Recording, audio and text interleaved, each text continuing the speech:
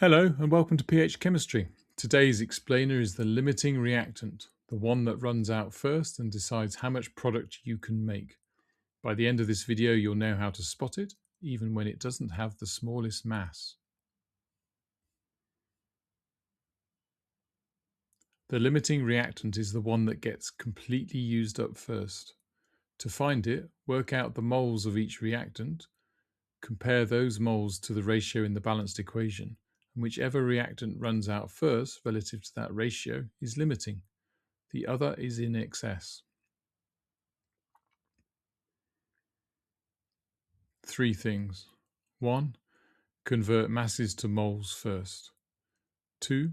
Check against the molar ratio from the equation. 3. Limiting isn't the smallest mass, it's the smallest moles in proportion to the ratio. Common slip.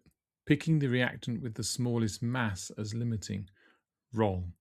Hydrogen has a small mR, so a small mass of H2 is a lot of moles. You must compare moles weighted against the ratio. Quick example, 2H2 plus O2 goes to 2H2O.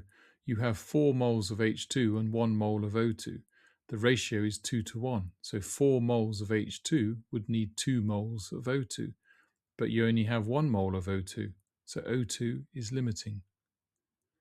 Right, if any of this is going to stick beyond this video, drop into phmaths.com. You'll find a free 4-week GCSE higher revision planner ready to download, plus the mastery workbooks available across maths, physics, biology and chemistry.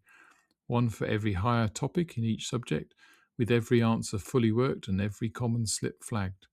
Simple explanations, serious results. See you next video.